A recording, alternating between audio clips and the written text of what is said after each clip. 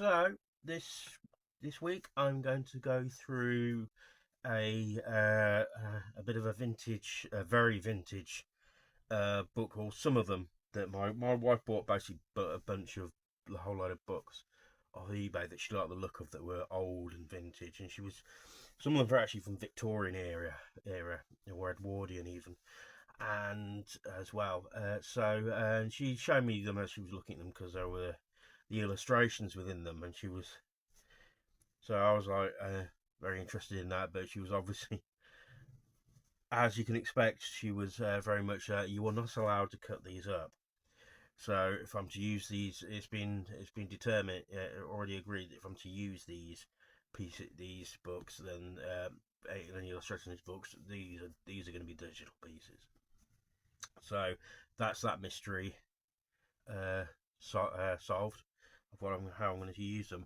But I picked these four books out of the hole because it was a huge box. It was they came in a box that was a size for that was designed for a big toaster. So that's I think it was a toaster or an air fryer. I can't remember which. And so that's how many she bought. But these I picked four out. Some of them don't have any illustrations in it at all, but some of them have some very good juicy ones. And some of the benefit to me actually being able to do them digitally is I can use bits that I ordinarily wouldn't be able to lift out and use. Like, for instance, these bits on the cover here, the front cover, the back cover, they're small, but they're very I think they're quite good to use, and these are good textures to use as well. And again, you've got the old paper texture, so just scan that in. So, show how old these books are. This one was given to was in a St Andrews secondary school, Sunday school. It's either Sunday or secondary school. It's for someone called Lily Vice, and it was June 17th, 1888. So it's a very old book. But if you look at these, if you can see these illustrations properly here, some of the old liner drawings, line drawings they do, which there are some people whose collage art career is primarily with these kind of illustrations. And I suppose they were also very good before you had computers. To If you didn't want to trash the books, it was easier to photocopy illustrate pictures like this. So nice bit of tissue paper protecting some bits there. It's a nice little touch. Again, these kind of touches. I mean, these ones, they're small illustrations, but they're still very good to use. I'm wondering how much I could blow them up. With some of these, I'm not going to go through every single page, and I'm going to be very gently flick through. So with this one, we've got a good full page size illustration here. So again, something like that's good to use. I could easily do stuff with that. See if I could blow it up, sharpen it. And it's in very good condition considering the age. There's not much spotting, or there's a bit of yellowing, but not too much on the illustrations, so I wouldn't have to do much cleaning up here. This one, again, this is actually quite good because the colour, early forays into a colour illustration on a book of this, whatever age this is. 1906, this person owned this. So first edition, reprinted. Well, first edition 1880, but this reprint may be from 1902, but looks of things. But it's still damn old.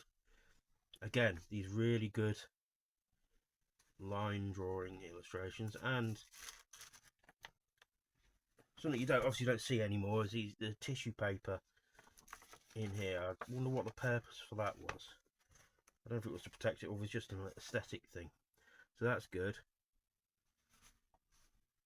because you could just alter things a little, and have the fact that something like the picture of this looks creepy enough as it is. So you could really go to town with these. Again, this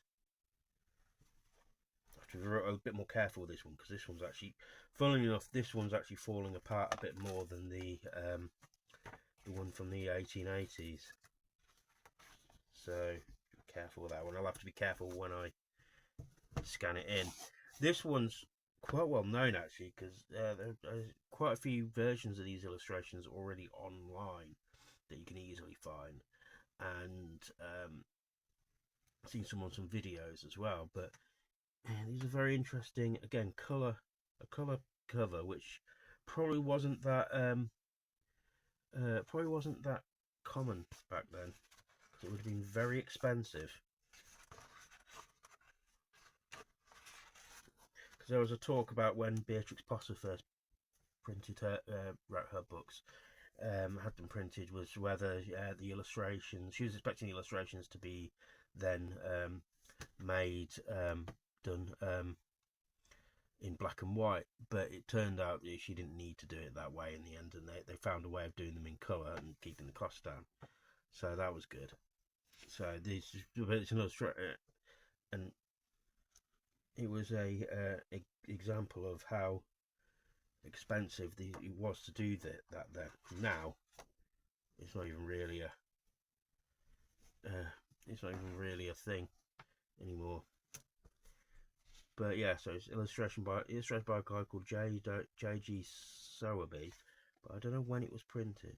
Let's have a look, see if it says. It doesn't say here, but look at great pictures like this. I have to scan this in. I could replace her in it, or put something in there with her, put something in the mirror, change the background or something, put stuff around the floor. And that's without thinking about it much. Again, and most of these, as you can see, are just a little bit of text, but it's dominated by the illustrations, and this book is obviously quite famous for that.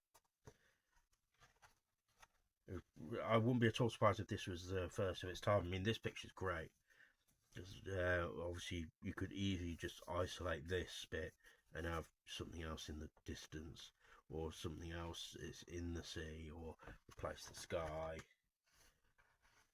Because that's the main focal point. This is the thing you really shouldn't change, I think, because this is the thing that makes the... this is a good piece for if you want to show some kind of desolation. You know, the lone person looking out at it. Again, some of these are small images, but still very good to work with. It's these larger ones, these full-page ones, that are the gems. And obviously, when they made them, it was going to be that way. But these ones are the nice little touches.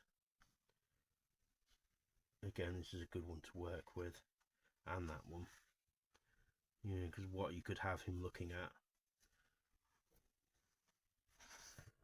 Somebody going to try to do some duck hunting.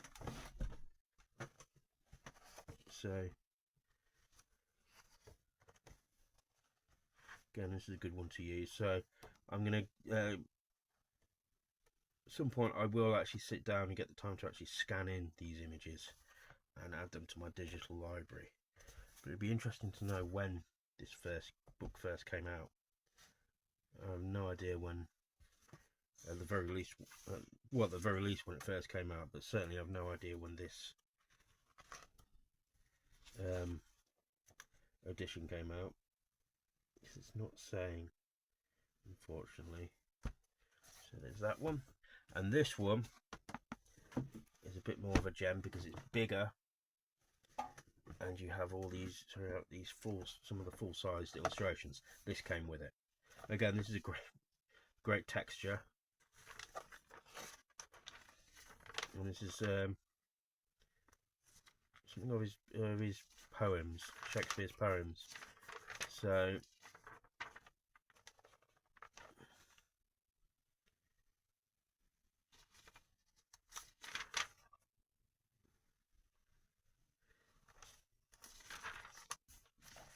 but here you have some great illustrations here. These remind me of some of the work you saw. I mean, there were it was probably what it was of the time, of Gustave Doré's work with. I've got illustrated editions of Dante's Inferno and Paradise Lost, and they remind me a bit of this, because this is a great one to do something with.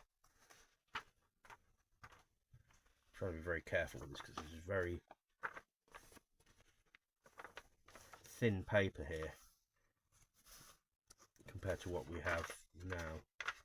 This is why it's yellowed to the extent that it has. But that might add something to it, and also you could lighten it digitally. So you would still, I would still usually just put this with this other black and white pieces, particularly if I could try this kind of line drawing. Apologies for not knowing the exact term style of what it is. But yeah, I could do a whole load of these. It would be like, it'd be a bit like what Max Ernst did with some of his collages, which I have a book of one of those, which I'm going to go into at some point. And he basically took a load. He got a load of these vintage Victorian drawings. This is great here. He took a bunch of those vintage, load of those vintage Victorian drawings, and made collages based on those. And I was thinking, actually, with the time period that he did those, the time, it's actually very similar to when artists now, or even like about 10-20 years ago, would actually get use pictures from illustrations from the 50s and 60s. Similar time difference. And there is a certain, with both situations, there is a certain aesthetic that's involved with those kind of illustrations, which you don't really seem to get nowadays. So yeah, so see what let me know what you think about this haul. It's again, like I said, it's going to be strictly for digital only, but some of these are such great pictures that I might want to use them more than once anyway. So I won't have that. Sometimes if you get a really good haul of old vintage illustrations, you can sometimes get kind of, I find this anyway, you can sometimes get artists creative paralysis, because it's like, I really like this image, but I want it to be used for a really good piece, and then you don't end up using it because any piece you can think of you're scared of basically wasting that for that image for a piece that just doesn't work. One of the benefits of doing things digitally is that is not an issue.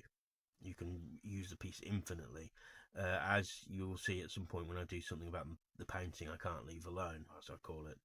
So let me know what you think. Like, share and subscribe. I've gone past the 500 mark now, so subscriber mark now, so I want to get further. I want to get to the 1,000 mark, so then I can then start to make a little bit of money off this. And so please do like, share and subscribe. You can help. It's a great way of helping me for free. My description has my link tree in it, which has my merch links and my social links. And I shall speak to you soon. Thank you.